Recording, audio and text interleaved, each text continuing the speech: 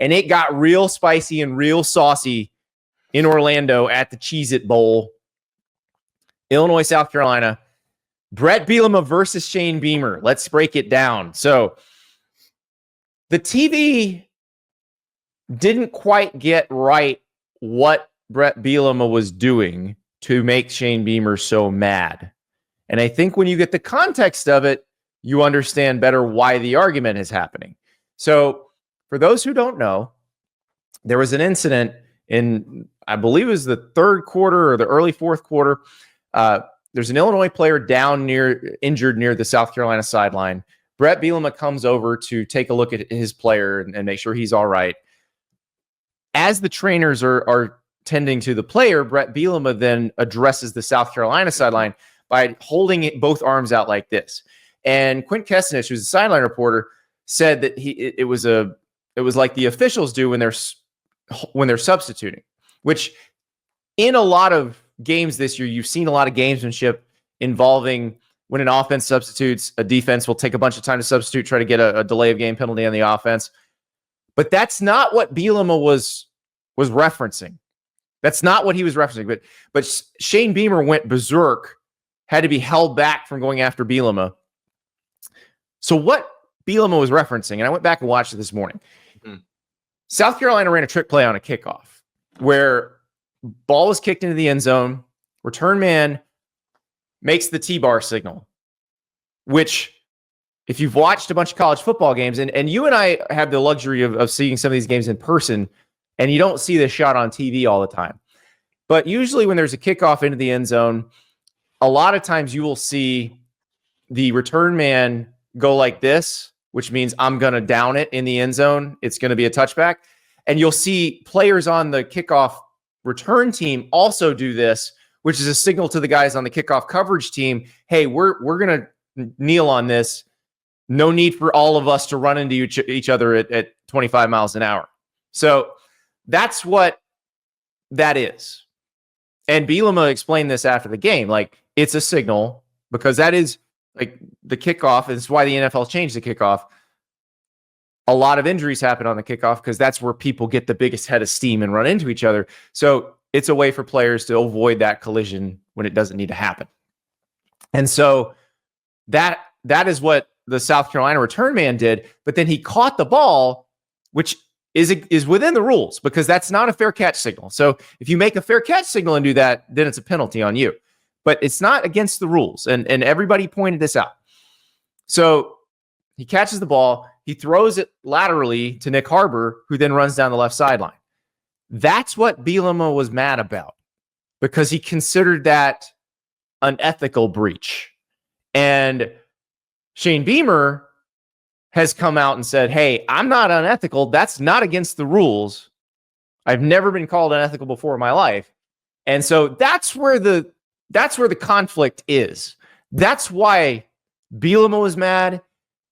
And Beamer was obviously mad because Bielema was taunting the South Carolina sideline, which he said he's never seen a coach do that. I don't think I have either.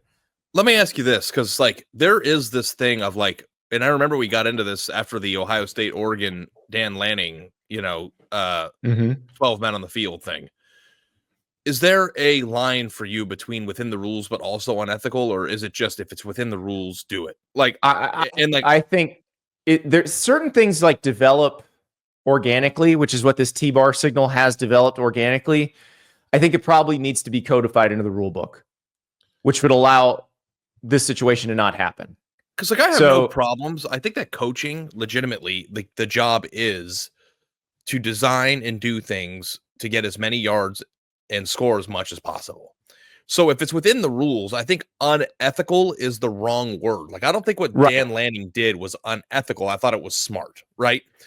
But this is slightly different because you're using a signal that is stop injuries potentially from it's a safety thing, not a right. Yeah. You've had Wendy's Nugs dipped in sauce, but have you had them covered in sauce? Wendy's new Saucy Nugs. Take the crispy and spicy nugs you love and turn them up to 11. Choose between flavors like buffalo, honey barbecue, garlic parm, or if you're a real heat seeker, try the spicy ghost pepper only on Wendy's signature Saucy Nugs. I dare you. That's 7 delicious ways to try the nugs you already love. pick a flavor, grab some extra napkins, and prepare to nug like you have never nugged before. For a whole new way to nug, it's got to be Wendy's at participating U.S. Wendy's. So like, that's I the only understand thing. why a coach would be upset about it, though, right, Andy? Like, I don't know. Right. And like, listen. No, I'm not bashing Beamer for using what's within the rules, nor do I think Bielema's out of line here. Now, maybe you don't taunt the opposing sideline, but his reason for being upset is valid. Okay, so here's the other thing. Bret Bielema, when he was at Wisconsin, and I mean this in a lovingly way, was an asshole, right? Like, he was a very... Oh, he would tell you that. Like, he's not... And like, I think that's part of his charm, okay? And I think what's happened is that he has gone into relative obscurity because I don't think that the casual fan watches Illinois play football very often, right? Like, I don't know how... And like, even after like the Arkansas, like, it's been a long time since he's been at Wisconsin.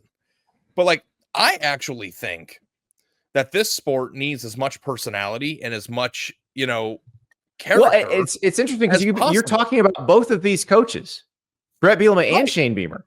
Yeah. And like, I don't know, like, Shane Beamer is eccentric. I don't know that I would ever have called him like an asshole. And when I say asshole, no, I but mean, you've got like Mark Stoops making fun of him and then Beamer clapping back. And like, I love that. Yeah. I'm good with that. And I don't mean when I say that word in a derogatory way. Like, I think that like being somebody who ribs people and taunts and says things and tweets things. Cause like, Bret Bielema has that Lane Kiffin in him. You know what I mean? Like, he has that, like, he tweets, he says things in news conferences, and it's like the impact of his things don't hit as hard because the places that he's at right now aren't as high profile as an Ole Miss, right? Or aren't in the playoff discussion as much as Ole Miss was this year. And maybe that was wrong because Illinois actually had a really good season. But I actually think it's really great that there is personality in this sport. Like, I think that Bret Bielema has a great spot in the sport, and I would encourage him, if he's upset about something or, something hits him the wrong way, to act out and to be himself. Because that's how you garner a brand and a program, but also too, it's like, I want to unapologetically be myself. And that's how he is. So like, go back and watch some of the press conference clips from his time at Wisconsin. And his time at Wisconsin was highly successful. Like, Big Ten title contending teams, like, they were really, really good. And when he was there, he was louder, he was more obnoxious, and he was seen more. And I think that that's great. And in a world where Nick Saban and Jim Harbaugh and people like that are no longer in the game, and we are trying to foster in a new era of personality and coach, like, I actually found it comforting that, like, oh yeah, man, Bret Bielema is in our sport. And not only is he in our sport, he's doing really well. And the other thing that you mentioned that you didn't say before was that, like, Illinois was destroying them in the substitution gamesmanship game. Like, I don't know if you watched this, but like, they were, their defense was getting in real late. Yeah. It was making, and the solution to that is don't sub on offense. But I think that it's awesome. So like, listen, I think in this instance, like, you can understand why Shane Beamer is upset, and I think that you also can understand why Bret Bielema is upset. And sometimes in the sport, it's like, you don't have to really choose a side. You just have to analyze it. Well, this is what happened, and you can decide. I'm not mad at either person. I really am not. I think it's one of those things that both those guys, like, we know both of us know both those guys. Like, they might not be on friendly terms right now. I feel like in a year or so, maybe they can have a sit down and have a couple beers together and hash it out. Because again, I understand both of their points of view here. Like, Shane Beamer says he's never seen a coach mock an opposing sideline. And I said I hadn't, and I take that back, Ari. Remember Tom Herman mocking Drew Lock in the bowl game? Oh yeah. When Tom Herman was at Texas, thing? That's the only other time I can remember this. But he was on his own sideline. Yeah, when he did it, he was on his own sideline. I think we need to have an off-season discussion too about Bret Bielema as a coach and like candidacy for big jobs too. Like, at some point, because he's done a really good job there, and he is. I know it didn't go well at Arkansas, but like, he is a bona fide credentialed coach. But haven't we figured out that Arkansas is a pretty hard job? Like, yeah. And it might not have been a right fit, but like he's a Big Ten dude. So like I don't know. Well, the other thing is, and we're going to get to the playoff games, I swear. But this is really interesting. When Bret Bielema left Wisconsin for Arkansas, one of the reasons he left Wisconsin for Arkansas was Wisconsin was fairly unwilling to pay up to keep good assistants. And Bret Bielema felt like he couldn't keep a good staff together at Arkansas or at Wisconsin, and that Arkansas, for those who don't know, Arkansas has more money than sense, and they have very enthusiastic donors. Like, so they were going to give him the money he needed to keep his staff together. Now it still didn't work, because when you have really good coaches like Sam Pittman as your O-line coach, Georgia's going to try to steal him. Like that happens. But that's why he left.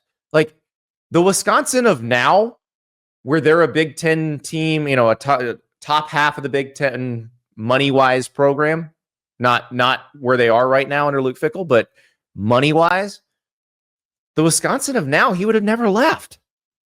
Yeah. So that's the part of it that I find very interesting. And I think, if we're talking about Bielema going forward, it's something to pay attention to.